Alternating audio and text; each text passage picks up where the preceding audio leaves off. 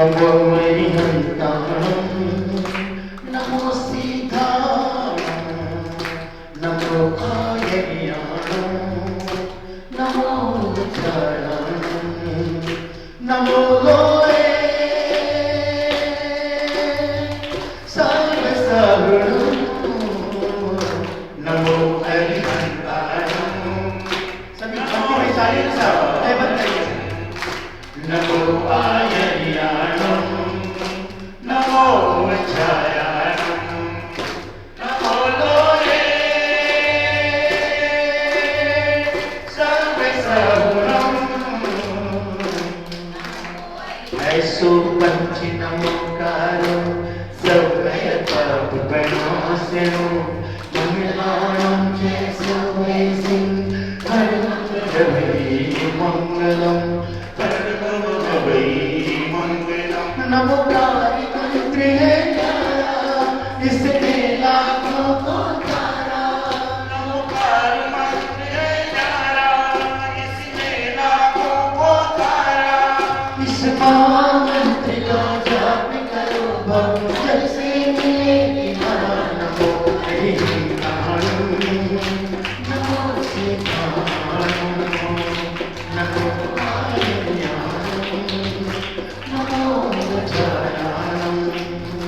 नमो लोये सर्वसगुणं नमो अरिहन्ताणं नमो सीताणं नमो आयर्याणं नमो उच्चारणं नमो लोये सर्वसगुणं नमो अरिहन्ताणं नमो सीताणं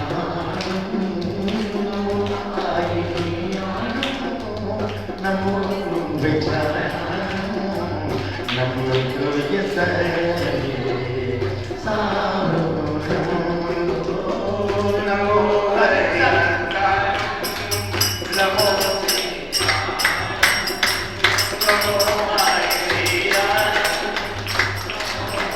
उच्चारणं नमो लोये सर्वसगुणं नमो अरिहन्ताणं नमो नमो सीताणं नमो आयर्याणं नमो उच्चारणं नमो लोये सर्वसगुणं नमो अरिहन्ताणं नमो सीताणं नमो आयर्याणं नमो उच्चारणं नमो लोये सर्वसगुणं नमो अरिहन्ताणं नमो सीताणं नमो आयर्याणं नमो उच्चारणं नमो लोये सर्वसगुणं नमो अरिहन्ताणं नमो सीताणं नमो आयर्याणं नमो उच्चारणं नमो लोये सर्वसगुणं नमो कारी मंत्र है प्यारा इसने लाखों को तारा नमो कारी मंत्र है प्यारा इसने लाखों को तारा इस महामंत्र का जाप करो कब जैसे मिलेगी नाना नमो अरिहन्ताणं नमो सीताणं नमो आयर्याणं नमो उच्चारणं नमो लोये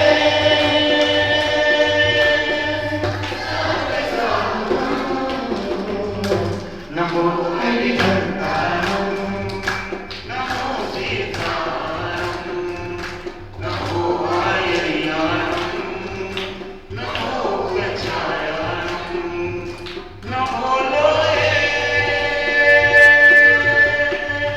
सर्वसगुणं नमो हरिहंताणं नमो सीताणं नमो आदित्याणं नमो उभयचरणं नमो लोकसारे सारूणं नमो हरिहंताणं नमो सीताणं नमो आदित्याणं नमो उभयचरणं नमो लोकसारे सारूणं।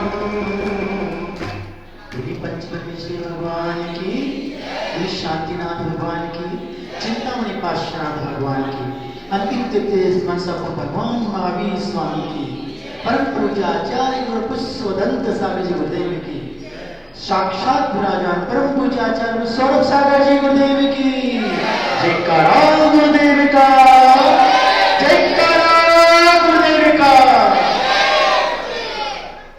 सभी यहाँ उपस्थित महानुभाव का स्वागत अभिनंदन।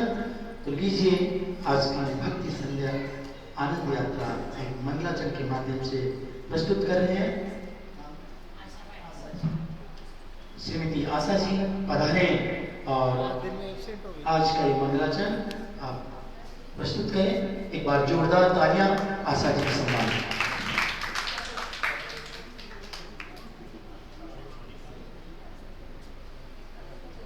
जगवादीनाथ भगवान की जय, आचार्य स्वरूप सागर जी महाराज की जय।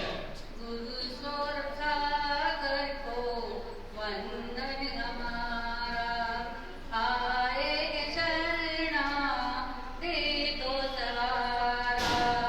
गुरु सौरभ सागर को वंदन हमारा, आए शरणा दे दो सहारा। परम हितैषी गुरुवर परोपकारी, परम हितैषी गुरुवर परोपकारी।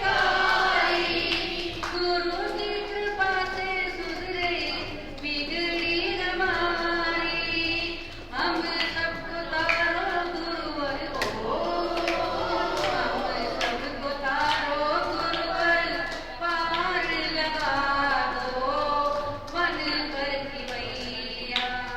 गुरु सौरभ सागर को वंदन हमारा, आए शरणा दे दो सहारा।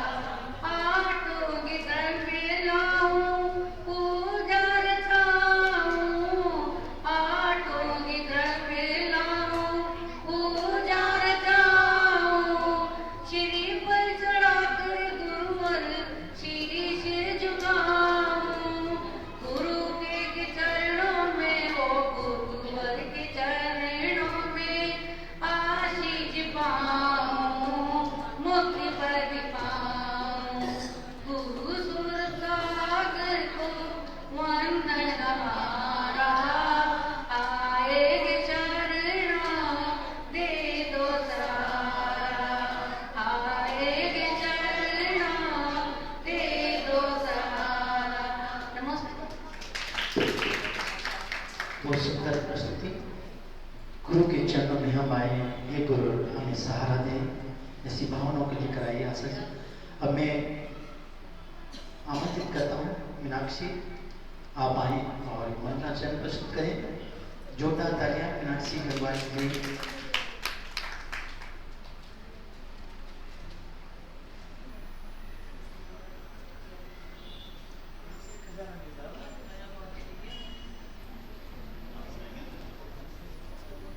आचार्य सौरभ सागर जी महाराज की सभी को सादर जय जिन्हें। मेरा बहुत पुराना भजन है, कोई नया नहीं है, मुझे आप सबका जरूर साथ चाहिए। जब से गुरु दर्श मिला मन में मेरा खिला, जब से गुरु दर्श मिला मन में मेरा खिला, मेरी तुमसे जोड़ बन गई रे, मेरी तो पतंग उड़ गई रे, मेरी तो पतंग उड़ गई रे। फांसी बिता दो आज सारे,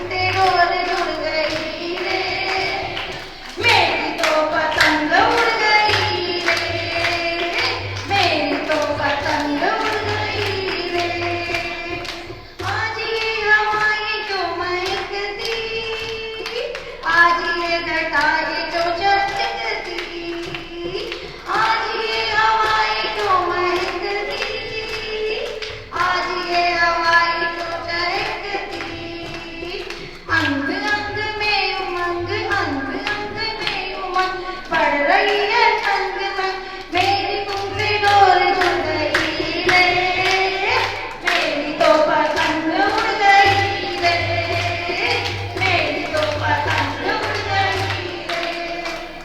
तुम ही हो समझदार मेरे, तुम ही हो समझदार मेरे, तुम ही हो नियमदार मेरे।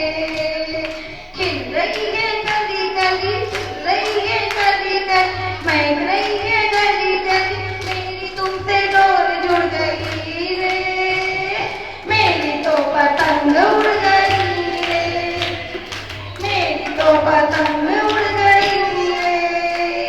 जब से गुरु दर्शन मिला मन में मेरा खिला खिल, जब से गुरु दर्शन मिला मन में मेरा खिला खिल, मेरी तुमसे डोर जुड़ गई रे, मेरी तो पतंग उड़ गई रे, मेरी तो पतंग उड़ गई रे। नमस्ते।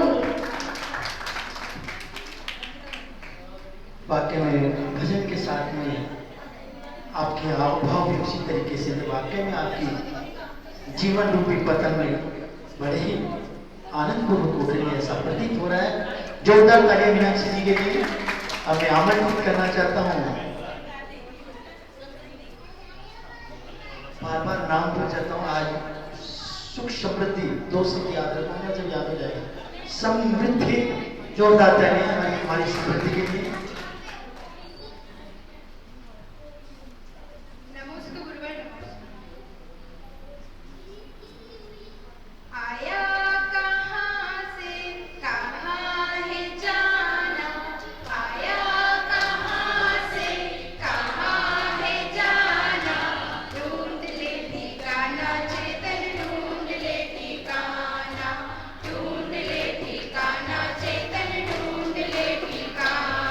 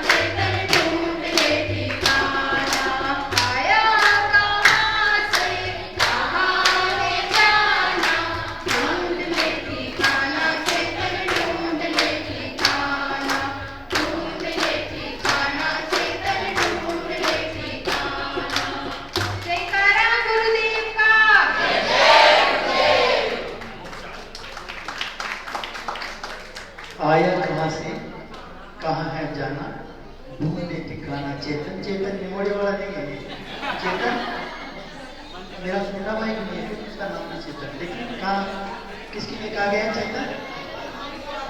क्या बात है, जोरदार तालियां समृद्धि के लिए। वाकई में बहुत सुंदर प्यारा भजन इन्होंने गाया। और अभी इसमें 2 अंक शायद शेष है। कल मैं पुनः निवेदन करूंगा इनसे कि कल दोबारा से इसी भजन को बाकी के अंकों के साथ में आप प्रस्तुत करेंगे।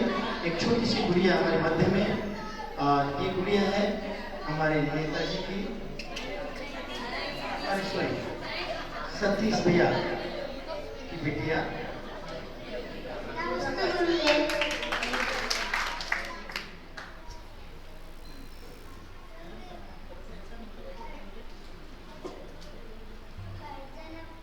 हर जन्म में बाबा तेरा साथ चाहिए, जन्म में बाबा तेरा साथ चाहिए, सिलसिला ये टूटना नहीं चाहिए, सिलसिला ये टूटना नहीं चाहिए, मुझको तो बस इतनी सी फरियाद चाहिए, मुझको तो बस इतनी सी फरियाद चाहिए, हर जन्म में बाबा तेरा साथ चाहिए, हर जन्म में बाबा तेरा साथ चाहिए, मेरी आंखों के तुम तो तारे हो, चाहे आंखों के तुम तो तारे हो, चांद से ज्यादा मुझको प्यारे हो, चांद से ज्यादा मुझको प्यारे हो, रूप सारी दुनिया तुम रोशना नहीं, मुझको तेरे प्यार की बरसात चाहिए, तेरे प्यार की बरसात चाहिए, हर जन्म में बाबा तेरा साथ चाहिए, हर जन्म में बाबा तेरा साथ चाहिए।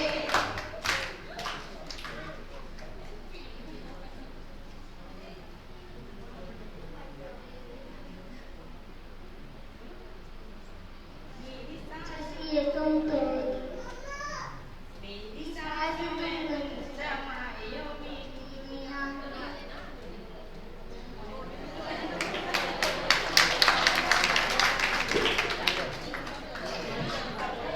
इस बालिका को जोरदार ध्वनि के साथ में तालियां बजाकर स्वागत करें। आपको पता है यहाँ पे मीनाक्षी जब से गुरुवर हाथ कंपन कर रहे थे और ये बालिका ने फिर भी निर्भीक होकर अपनी बात रखी गुरुदेव के चरणों में। जोरदार तालियां। और कोई समय हो चुका है, इसलिए बिना समय गंवाए सीधे सीधे जिज्ञासा समाधान की तरफ हम चलते हैं। शीघ्रता से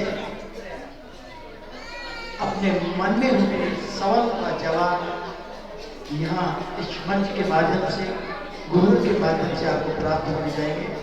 आप शीघ्रता से अपनी जिज्ञासा यहाँ पर रखें। हाँ जी, हाँ नेताजी बोलिए, क्या जिज्ञासा?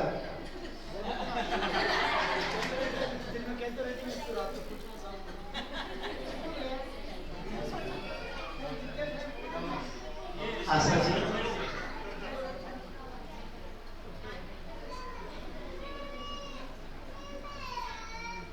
नमस्कार महाराज जी, मेरा प्रश्न सकवार सूत्र के 3 अध्याय से है। जैसे क्षीर समुद्र, द्रव समुद्र, ईश्वर समुद्र है, जिसका पानी दूध के समान, बीज के समान और ईश्वर के समान मीठा है। तो मेरी जिज्ञासा है यह है कि क्षीर सागर के जल से जैसे सुमेरु पर्वत पर जन्म कल्याण के समय अभिषेक होता है, तो क्या महाराज जी अन्य समुद्र हैं उनके जल से भी अभिषेक होता है तो पंचामृत अभिषेक करने में क्या होता है?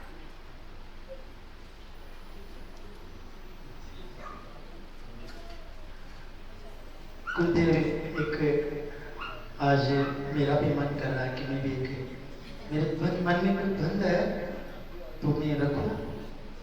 गुरुदेव, कई बार ऐसा जीवन में प्रतीत होता है कि जैन सिद्धांत और जैन धर्म से च्युत हो जाए, दूर हो जाए। कई बार ऐसी व्यवस्थाएं जन्म ले लेती है, ऐसी परिस्थितियां बन जाती है कि धर्म की परिभाषा किसको कहे और अधर्म की परिभाषा किसको, अर्थात जब समाज में एक उत्कृष्ट कार्य के लिए कोई आदमी आगे आकर काम करते हैं और कई बार उनको ऐसी व्यवस्थाओं का सामना कर पड़ जाता है कि फॉर्मेलिटी पूरी तरह से वो कर नहीं पाते हैं। उनका एक जुनून होता है कैसे भी इस कार्य का जो हमको अंजाम देना है, हमारी को जो जिम्मेदारी दी गई है, कहीं न कहीं उसको हम बाखूबी तरीके से कंप्लीट करें। उन परिस्थितियों में कई बार आपसी मतभेद भी हो जाते हैं, संबंध भी खराब हो जाते हैं, जबकि उस व्यक्ति का ध्येय मात्र न किसी की लाइन छोटी करना, न बड़ी करना, न किसी को नीचा दिखाना, न ऊंचा दिखाना, मात्र एक उद्देश्य होता है कि हमारे समाज की प्रतिष्ठा किसी भी तरीके से बरकरार रहे, बरकरार नहीं बल्कि और ऊंचाइयों पर यश कीर्ति जाए। हमारा समाज एक प्रेरणा स्रोत के रूप में उभर के आए। जयपुर समाज में गुरुदेव आपको बताते हुए गर्व करता हूँ, आज भी फिर भी हमारे सेक्टर के आर्थिक समाज के दृष्टांत देते हैं लोग कि वाकई में सेक्टर 8 का समाज बहुत ही प्रशंसनीय और उत्कृष्ट समाज है। लेकिन कई बार ऐसी परिस्थितियां उत्पन्न हो जाती हैं और बड़ा दुख भी होता है, और बस आप ही बताएंगे तो ये द्वंद्व है मन में, कई चीजें हैं बताने के लिए, लेकिन बस शॉर्ट में बिना किसी को कष्ट दिए, किसी को दुख पहुंचाए, मेरे मन की बात रखिए। आप जैसा भी मार्गदर्शन करें। नमस्ते। हाँ जी, रमेश जी भाई सवाल नहीं, रमेश जी भाई सवाल।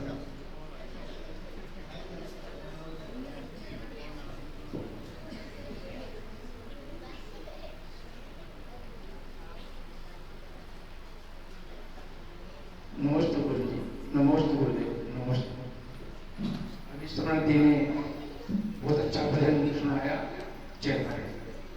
चेतन यानी कि वो चेतना को परिलक्षित करता है।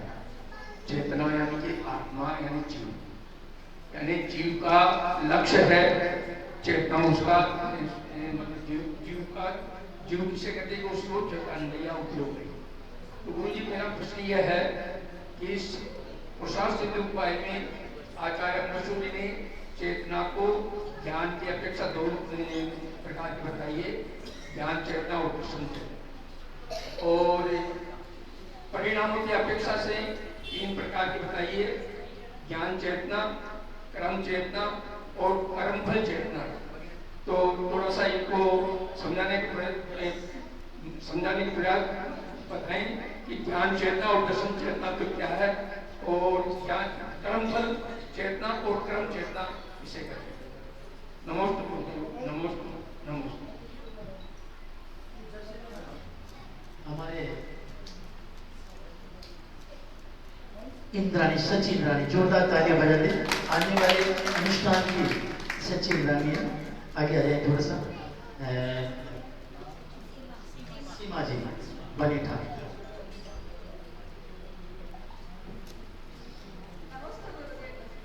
हमारे धर्म में, सनातन धर्म में सब जगह गौशाला ही तो खुली हुई है, क्या बाकी जीवों को जीने की यही इच्छा नहीं होती है क्या?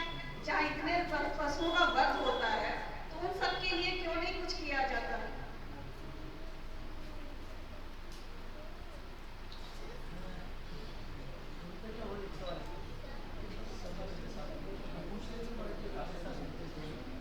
सभी विनयपूर्वक पूज्य गुरु की तरफ निहारते हुए प्रार्थना करें। नमोस्तु गुरुवर, नमोस्तु गुरुवर, नमोस्तु गुरुवर। हे गुरुवर, हमारे जो मन में द्वंद्व उठे हुए हैं, जो जिज्ञासा है, उनको शांत करते हुए इनका निराकरण करें, समाधान करें। नमोस्तु नमोस्तु नमोस्तु।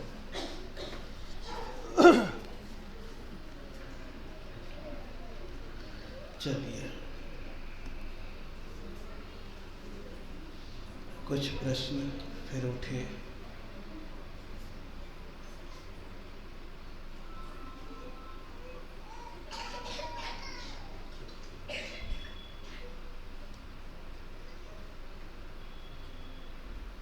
समुद्रों के नाम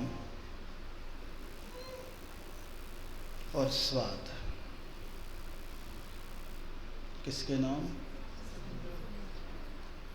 समुद्रों के नाम। आजकल वो समुद्र तो देखने में मिलते नहीं है। और जो समुद्र मिल रहे हैं वो खारे हैं। कौन से हैं? खारे समुद्र हैं। वहाँ पर नाम है केवल, गुण नहीं है। क्या है? नाम है केवल। घृतवर, दधिवर, क्षीरवर, ये सब क्या है? नाम है। दूध अलग है। क्या? दूध अलग है, घी अलग है, दही अलग है।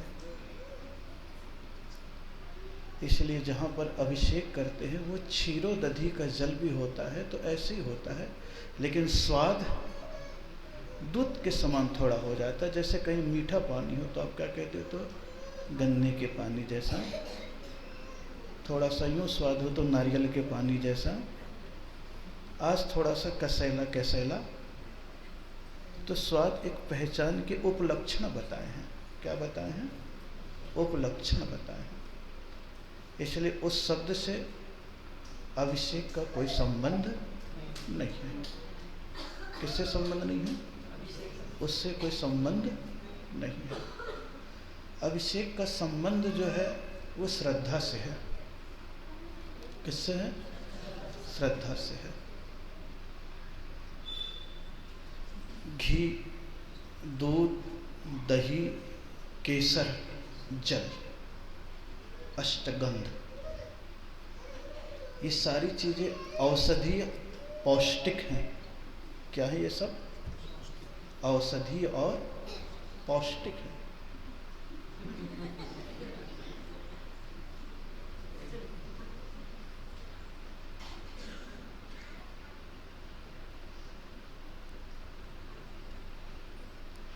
इसलिए जलाभिषेक तो करते थे, लेकिन कई जगह मूर्तियों में चमक, मजबूती बरकरार रहे।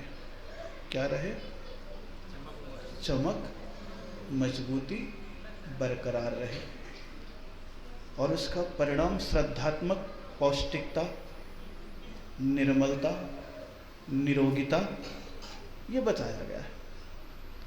इसलिए कई जगह आप देखेंगे तो दूध से भी जिनेंद्र भगवान का अभिषेक होता है, घी से भी होता है, दही से भी होता है, केसर से भी होता है, और अष्टगंध रूप सर्वौषधि से भी होता है। कितने चीज़ों से होता है? इन 5 चीज़ों से हो जाता है। फिर बाद में जब थोड़े बढ़ते चले गए तो लोग जूस से भी अभिषेक करने लग गए हैं। किससे करने लग गए हैं? जूस से भी अभिषेक करने लग गए हैं। ये सब सामाजिक परंपराएं हैं। कौन सी परंपराएं हैं? सामाजिक परंपराएं हैं। इसलिए प्राचीन काल में ये सारी चीज़ें होती रहती थी। कौन से काल में? आज भी दक्षिण प्रांत में होती है, उत्तर प्रांत में भी कई जगह होती है, और कई जगह रोज तो नहीं करते हैं, लेकिन पर्यूषण के आखिरी दिन करते हैं। करते हैं कि नहीं करते? हाँ? यहाँ भी करते हैं। हाँ, तो कई जगह करते हैं। तो समयानुसार लोग थोड़े आलसी हो गए, थोड़े शुद्ध अशुद्ध का बात प्रसंग सामने आ गया, थोड़ी परंपराएं आ गई, थोड़ी जीव रक्षा की बातें आ गई, तो इन क्रियाओं को कहीं न कहीं धर्मगत हटा करके मान्यतागत कर लिया। क्या हटा करके? धर्मगत हटा करके मान्यतागत कर लिया। और जहाँ मान्यता है वहाँ धर्म एक कोने में रह जाता है। क्या हो जाता है? जहाँ मान्यता है वहाँ कई बार धर्म एक कोने में रह जाता है। इसीलिए इन सारी चीज़ों को विवादास्पद वर्तमान में बना दिया गया है। क्या बना दिया गया है? विवादास्पद बना दिया गया है। क्या बना दिया गया है? विवादास्पद बना दिया। अपने यहाँ जिनाभिषेक शब्द था। कौन सा शब्द था? जिनाभिषेक। और जब से लड़ाई हो गई तो क्या नाम आ गया है? जलाभिषेक, पंचामृत अभिषेक। मूल में क्या था? जिनाभिषेक। कौन सा था? जिन मतलब भगवान, मूर्ति, जिनाभिषेक था। कौन सा था? बाद में बदल करके क्या होता चला गया? जलाभिषेक, पंचामृत अभिषेक। ये दो चीजें समाज में आ गई है, लेकिन कई जगह आज भी ये सारी क्रियाएं होती है और उसका आनंद सब लोग लेते भी हैं। और जब श्रवण बेलगोला चले जाते हैं और भी ज्यादा लेते हैं कि नहीं लेते? सबसे बड़ी प्रतिमा और सर्वोत्कृष्ट क्रिया उसी की होती है। इसलिए कई बार बताते हैं कि कई लोग ईमानदारी पूर्वक करते हैं, सामूहिक करते हैं कि नहीं? कई लोग ईमानदारी पूर्वक करते हैं तो कई लोग बेईमानी से कर लेते हैं। किससे कर लेते हैं? करते हैं। कई जगह आप मूर्ति में जाओगे तो चोरी छिपे, चुपचाप घी लिया रुई में या कपड़े में नारियल लिया और भगवान के ऊपर घिस दिया ताकि भगवान की चमक बनी रहे। कई जगह आप देखते हैं। और वही उजागर कर देते हैं तो फिर आप क्या हो जाता है? क्या हो जाता है? लड़ने बैठ जाते हैं। क्या करने बैठ जाते हैं? लड़ने बैठ जाते हैं। बताया था ना आपको। कई जगह आप देखोगे नीचे थाली में लिखते हैं श्रीकार वर्ण लिखितम जिन भद्र पीठे, जिसमें भगवान बैठाए जाते हैं उस थाली में क्या लिखते हो?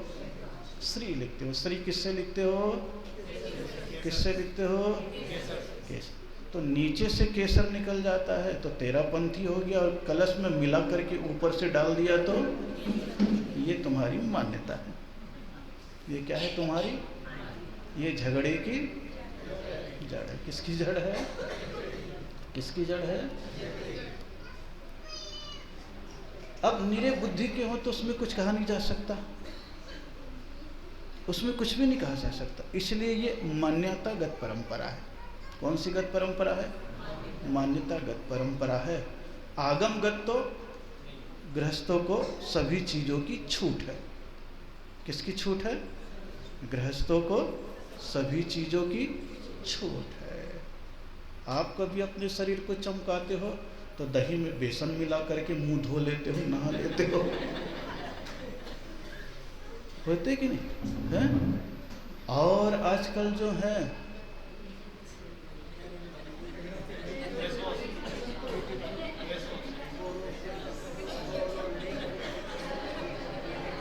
मेरे को बोलना नहीं पड़ रहा है।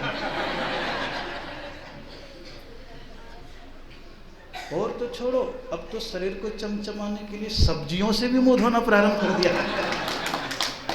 बाकी तो छोड़ो आप, किससे?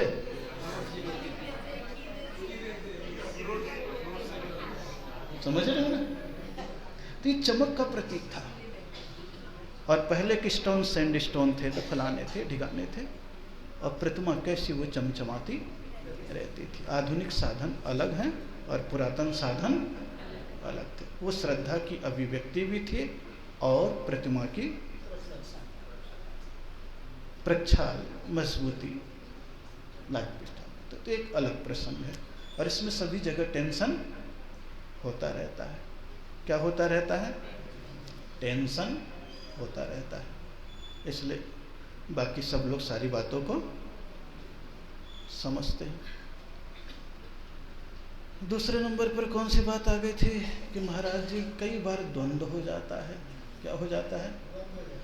समाज में कोई भी कार्य करो तो निस्वार्थ वृत्ति से, समत्व बुद्धि से। कौन सी बुद्धि से? निस्वार्थ बुद्धि से, समत्व बुद्धि से। कौन सी बुद्धि से? समत्व बुद्धि से हो। और कौन सी बुद्धि से हो? सेवा वृत्ति से हो। किसकी वृत्ति से हो? कि मेरा कोई मतलब नहीं, सामने वाला उत्तेजित करे तो मुझे होना नहीं है, मेरे को तो किसी भी बहाने भगवान के कार्य करने का अवसर प्राप्त। तीन चीजें अगर हो जाएगी तो आपको कोई विकल्प ही नहीं रहेगा।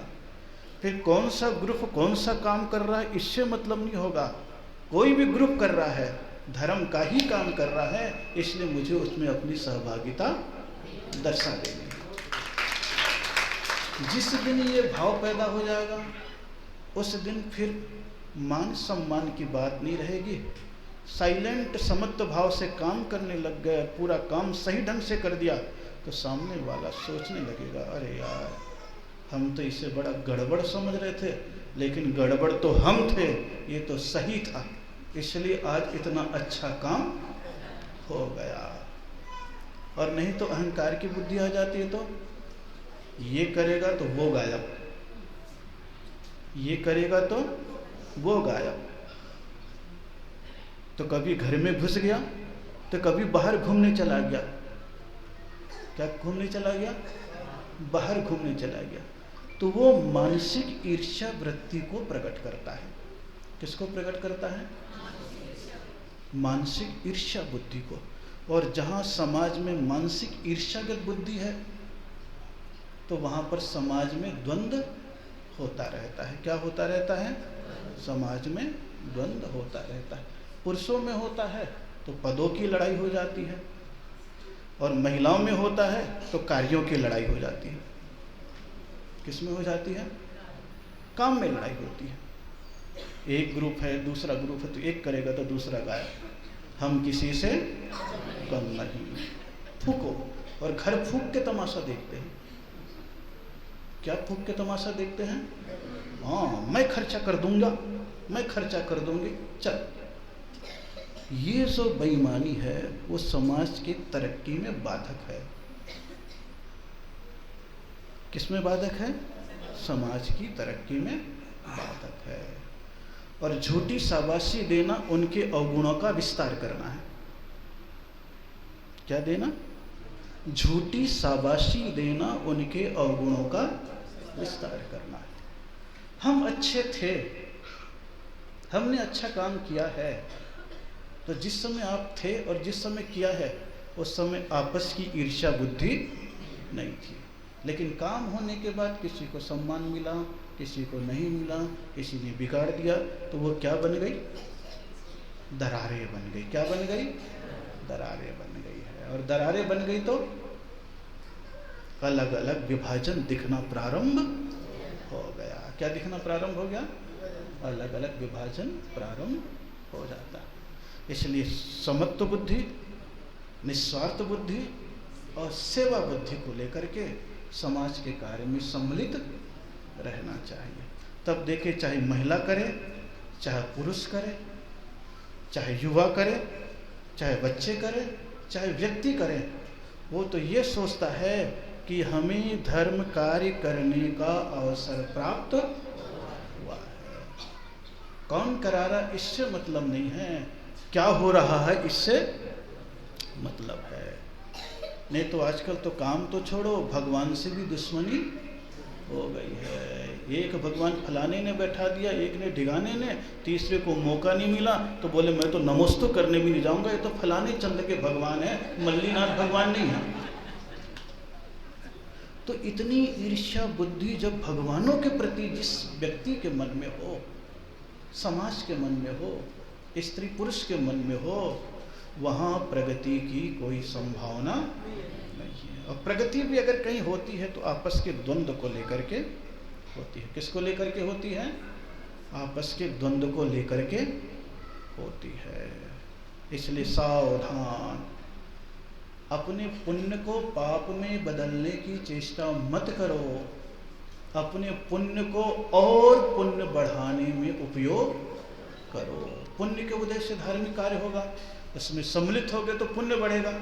और ईर्ष्या बुद्धि से अगर अपने अपने रास्ते अपना लोगे तो एक तो वैसे ही स्त्री पर्याय, निंदनीय पर्याय, और धार्मिक कार्य में ईर्ष्या बुद्धि, तो स्त्रीत्व भी चला गया। कौन सा चला गया? स्त्रीत्व भी चला गया। फिर जीवन में कौन सा आएगा? कुछ करने लायक नहीं, नपुंसकत्व। क्योंकि स्त्री भी धर्म की अधिकारिणी है, पुरुष भी। नपुंसक को केवल दिया नहीं जाता, दिया जाता है क्या सार्वजनिक? इसलिए बिगाड़ने का भाव कहीं पर भी होना नहीं चाहिए। फिर देखो तुम्हारे भाव कैसे पैदा होने लग जाते हैं। ये स्वाभाविक क्रम है, लेकिन मान्यता हो जाती है। मान्यता हो गई कि गायों की रक्षा करो, और सारे जन समाज गौशाला गौशाला गौशाला करके सारी बुद्धि गो हो गई है। क्या हो गई है? खाली उसके नाम से जमीन और चंदा। क्या कर रहे हैं? जमीन और आपकी करुणा बुद्धि का शोषण ज्यादा हो रहा है। मैं तो देख के आया, कुछ एक अच्छे हैं, बाकी तो नाम है जन समाज। बकराशाला नहीं बनाते, भैंसशाला नहीं बनाते, बेचारी काली कलूटी है, हैं? क्या बनाना उसके लिए? अपने यहाँ तो पशु रक्षा बताया है, जीव रक्षा बताया है। क्या बताया है? पशु रक्षा और जीव रक्षा। चलो फिर भी अगर गौशाला बना करके रक्षा कर रहे हैं तो कुछ तो कर रहे हैं, कुछ तो कर रहे हैं। लेकिन अधिकांश मामला या तो मेरे ही दिमाग निमित्त में होगा, ऐसा देखना। लेकिन जो मैंने महसूस किया है, जो मैंने महसूस किया है, अलग ही रूप होता है। तो ऐसे गौशाला भी तो अपने यहाँ जीव रक्षा के लिए सभी कुछ बनाए जाते हैं। तो पशुओं के लिए रखो, किसके लिए रखो? फिर भी गौशाला बन रही है तो कोई बात नहीं, ऐसा सब जगह चलता रहता है। कहीं पर भी जैनियों के शास्त्रों में नहीं बताया कि केवल गायों के लिए बनाओ, ये तो मनुष्य का स्वार्थ है। हिंदुओं में गायों को विशेष महत्ता दी गई। किसमें दी गई है? हिंदुओं में। तो एक चलते चलते कहाँ आ गई है? और जैनियों में भी। और जैनियों में तो पूरे जीवों की रक्षा थी, न तो बकरी मुसलमान थी न गाय हिंदू था। वर्तमान में हो गया। अपने यहाँ तो पशु प्राणी था। पशु कौन था? प्राणी था। इसलिए प्राणी रक्षा। कौन सी रक्षा? फिर भी जहाँ जितना हो रहा है, जैसे हो रहा है, अच्छी बात है, और अच्छी तरीके से करें, ताकि बुजुर्ग गाँव, बछड़े, न दूध देने वाली और कत्ल खाने जाने वाली गाय बच जाए, तो उसका उत्थान जितना बच जाए उतना अच्छा। क्योंकि जैनियों में तो कथा ही सुना दी गई है, मछली को 5 बार बचाया तो 5 बार वो भी बच गया। कथा है कि नहीं है? धीवर की, वो अभी प्रसंग नहीं है, लेकिन जैनियों में ये भी बताया गया है। क्या बताया गया है? ये भी बताया गया है। चौथा प्रश्न कौन सा था? कौन सा? कौन सा? हाँ, कौन सा? आया कहाँ से कहाँ है जाना, ढूंढ ले ठिकाना। चेतन कागज पहुंचा दिया। वे तो कह रहे ना, कागज पहुंचा दिया। हाँ, चेतन नहीं तो पहुंचाया। ढूंढ ले ठिकाना चेतन। अब प्रवचन ही है ये तो पूरा भजन। ये भजन पूरा प्रवचन है। अगर एक एक शब्द को सुन लोगे तो ज्ञान चेतना, कर्म चेतना, कर्म फल चेतना, 3 चेतना जीवों के लिए है जो भोग कर रहे हैं। नरक में जीव केवल कर्मों के फल का भोग करते हैं, कोई बचाव नहीं कर सकते। कौन सी चेतना? कर्म। एक इंद्रिय जीव कर्म के फल को भोगते हैं, अपना बचाव नहीं कर सकते हैं। तो कर्म की चेतना का फल तो सब भोग रहे हैं। कर्म फल की चेतना जहाँ पर केवल कर्म के फल को भोगे, बचने का कोई उपाय न हो। और ज्ञान चेतना जो उस बात को समझ करके अपने जीवन को आगे बढ़ाए। तो शुद्ध ज्ञान चेतना तो केवल ज्ञानी के पास है। सामान्य रूप से चौथे गुण स्थान से ज्ञान चेतना है। कौन सी चेतना है? फिर इसके बाद 2 उपयोग बता दिए हैं, तो वो उपयोगो लक्षणम। कौन सा लक्षण बताया है? उपयोगो लक्षणम। उसमें कौन सा बताया है? दर्शनोपयोग और ज्ञान। तो जीव के पास कितनी चीजें होगी? 2, देखेगा और जानेगा। इसके बिना कोई भी जीव, तो वो चेतना का लक्षण क्या बता दिया? उपयोगो लक्षणम। वस्तु को देखेगा और जानेगा। बस केवल ज्ञानी एक साथ देखेंगे जानेंगे, और सामान्य ज्ञानी अलग अलग जान जाएंगे। कैसे जानेंगे? अलग अलग जानेंगे, क्षणांश का अंतर होगा। जैसे आपने आंखें खोली, सामने रंग दिख गया, पहले रंग दिखेगा कौन सा, चमकीला और सफ़ेद, ये ज्ञान। दर्शन में रंग बस दिख गया और ज्ञान में विभाजन हो गया। बाकी 20 जुलाई का ज़्यादा जानकारी तो मुझे प्राप्त हुई नहीं, इसलिए उस विषय में जो बोलना था पहले बोल चुका हूँ, बोलना था वो बोल चुका हूँ। बाकी सामाजिक प्रवृत्ति न तो यहाँ मिली, न जयपुर समाज में मिली, न कोई महासमिति से मिली जो बीच में आए थे, और न ही इस तरफ की समितियों में कुछ ऐसी चर्चा मेरे सामने आई। परसों भी बात उठी थी, परसों भी बात उठी थी, उस समय भी कोई बात नहीं आई। जो यहाँ पर बैठे हैं उनको सबको मालूम है, व्हाट्सएप से जो सूचना पहुँच गई है सबको मालूम है। लेकिन जब तक उस चेतना भीतर से उद्वेलित नहीं होती है, क्या नहीं होती है, चेतना उद्वेलित नहीं होती है, तब तक आंदोलन कोई भी सफल नहीं होता है। इसलिए मैंने ज़्यादा इस पर कोई, क्योंकि लक्षण दिख गए थे मुझे, क्या दिख गए, लक्षण दिख गए थे। सबको मालूम है 20 तारीख को जो निर्मम हत्या काम कुमार नंदी जी महाराज की हुई थी, सरकार को ज्ञापन देने के लिए राजस्थान बंद का आह्वान किया गया था। किसको बंद करने का आह्वान, राजस्थान में जैन समाज अपने प्रतिष्ठान को यानी दुकान को, किसको, उसके तहत अन्य समाज भी सम्मिलित होती है तो अच्छी बात है, लेकिन ये गतिविधि अलग होती है। इसकी गतिविधि के लिए समाज के जो लीडर हैं, कौन है, कौन है, लीडर, जब तक नीडर होकर के नहीं निकलते हैं, क्या होकर नहीं निकलते हैं, नीडर होकर लीडर नहीं निकलते हैं, तब तक क्या होता रहता है, क्या होता रहता है। तो महाराज के बोलने से ये काम कम सफल होते हैं। समाज के भीतर अगर उस प्रकार की चेतना हो, मैंने इसलिए उस दिन भी कहा था कि तुम्हारे भीतर दर्द हो, अन्यथा केवल फॉर्मेलिटी रहेगी। क्या रहेगी, फॉर्मेलिटी रहेगी।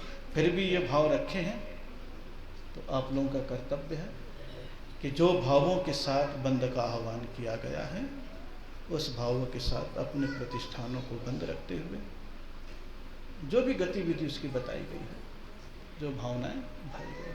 कल ही पंजाब केसरी के पत्रकार आए थे, कौन आए थे, पंजाब केसरी के, बोले बंद का आह्वान किया गया, आपका क्या कहना है, यही पूछा था। हा? केवल एक ही शब्द कहा था, संतों की वंदना भारतीय संस्कृति में बनी रहे, इसलिए जो प्रतिशोध क्रूरता में बदली है वो बंद होना चाहिए, इसलिए बंद का आह्वान किया गया है। केवल वंदना बंद नहीं होनी चाहिए। इसलिए ऐसी शक्ति इस माध्यम से कभी कभी घटना और भी प्रेरणा दे देती है। इसलिए भाव अभिव्यक्त करके कह दिया कि स्वाभाविक रूप से दिगंबर मुनिराज भारतीय संस्कृति के रहने वाले हैं।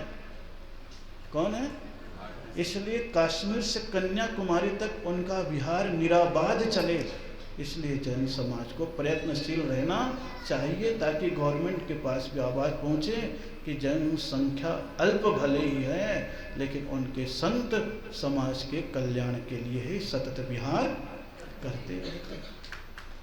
ये दोनों चीज़ें, क्योंकि संत कहाँ विहार करते हैं, समाज के कल्याण के लिए ही करते हैं, बाकी तो उनका अपना चल ही रहा है।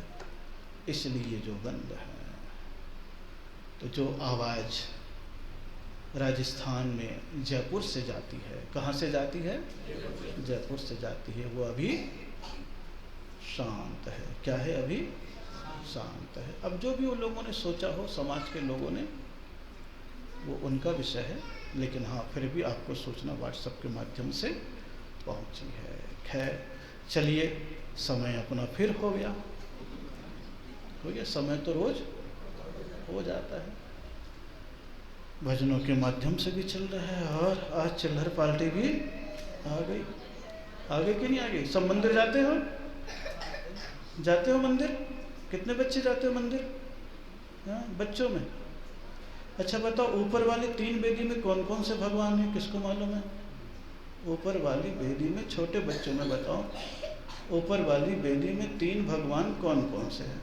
मूल नायक किसको याद है, किसको मालूम है? एक भी बच्चों को नहीं मालूम। छोटे बच्चों में देखो, इतने देर में तो थोड़ा पास भी हो गया होगा। कौन कौन से भगवान हैं? देखो, जे दशा है। कौन सी दशा है? जे दशा है।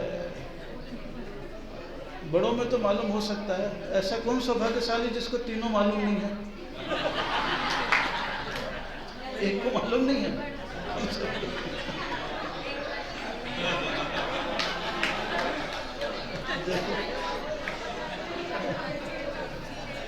कई बड़ों को भी मालूम नहीं होगा क्योंकि रोज मंदिर नहीं आते हैं। हैं? नहीं, ये तो बच्चे हुए हैं, बच्चे तो किसी भी बच्चे को नहीं मालूम, एक को। हाँ चलो गुड़िया, तू बता, आजू बाजू से पता कर लिया? नहीं, रोज मंदिर जाती है। बताओ, ऊपर वाले में कौन सा भगवान है? 3 हैं, एक वेदी में, और बाजू बाजू में पार्श्वनाथ और सुपार्श्वनाथ, नेमिनाथ, महावीर स्वामी और शांतिनाथ। आजा आजा गुड़िया, बहुत अच्छा, आजा। चलो, चित्रकूट के भी आ गए, इनका भी विधान चालू होने वाला है। कहाँ के समाज के आ गए हैं? चित्रकूट के समाज। वहाँ पर भी सिद्ध चक्र महामंडल विधान सब कर रहे हैं। बड़े आनंद के साथ करें, हंसी खुशी के साथ करें, आपका कार्यक्रम सफल हो, यही मेरा चित्रकूट वासियों को बहुत बहुत आशीर्वाद। ये गुड़िया ले ले, है ना? बहुत बहुत आशीर्वाद। इसी भावनाओं के साथ 1 मिनट में कह लो अपनी बात कहना, क्योंकि फिर मेरे बाद में सीधा उठ जाऊंगा, फिर आरती का समय हो जाएगा, मेरे बाद बहुत समय लग जाएगा। बोले शांतिनाथ भगवान की जय, बोले महावीर भगवान की, बोले परम पूज्य आचार्य सौरभ सागर जी महाराज की। बहुत ही आनंद का विषय है कि आचार्य गुरुवर 108 सौरभ सागर जी महाराज के मंगल आशीर्वाद से और आचार्य श्री 108 विनीत सागर जी महाराज के पावन सानिध्य में। वाह, बहुत अच्छा, साधु का सानिध्य मिल गया, बहुत